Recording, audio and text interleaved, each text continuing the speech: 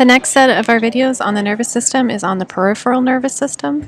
I'm still in an airport and it's actually gotten a little bit louder, so I'm hoping to get through this one before it gets too loud.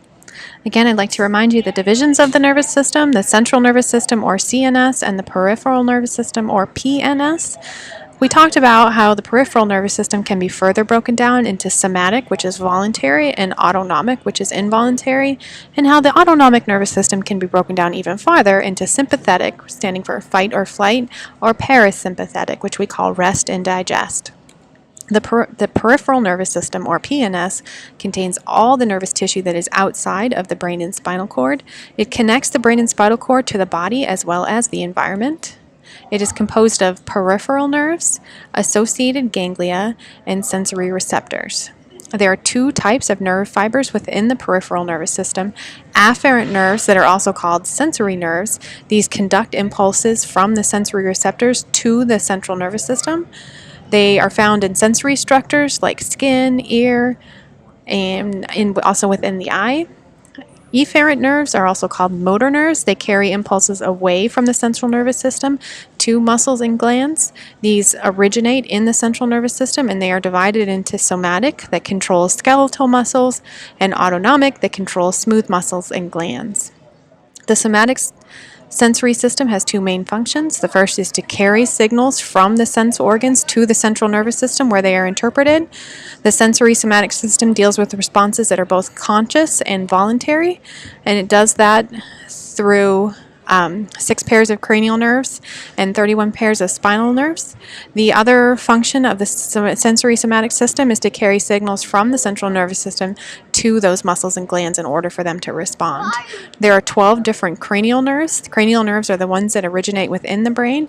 They begin at various locations of the brain, they move underneath it, and then lead to various parts of the head, neck, and trunk. Most cranial nerves contain both sensory and motor axons, but only the nerves for the smell and vision senses have only sensory axons. Spinal nerves are different because they will originate from the spinal cord. They begin at various locations along the spinal cord, then leads to appendages and also the trunk. They are grouped according to their location along the spinal cord. You have cervical nerves, then thoracic nerves, lumbar nerves, sacral nerves, and then coccygeal. There's one pair, I suppose. If you want to just look at a blow up of that a little closer as far as where they correspond to the body, the cranial nerves are up higher, thoracic nerves, lumbar nerves, sacral nerves, and then the one pair of the coccygeal nerve. The cranial nerves largely do head and neck down to the hand. Thoracic nerves are chest muscles and abdominal muscles. Lumbar nerves are for the leg muscles. And then the sacral nerves are for the bowel and also bladder. The autonomic system is the one that operates involuntarily. Without conscious control, it controls the visceral organs through cardiac muscle, smooth muscle, and glands, and it's split into two divisions, sympathetic and parasympathetic. If we were to compare the two, you would see that sympathetic is fight or flight. That means it will prepare the body for an emergency. It uses a neurotransmitter called epinephrine.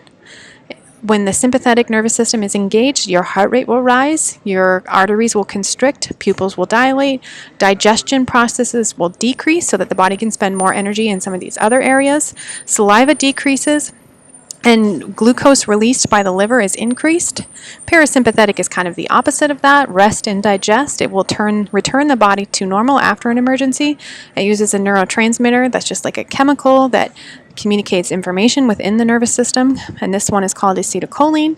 Here you will have slower heart rate, dilation of arteries, constriction of pupils, increased digestion, increased saliva, and storage of glucose by the liver.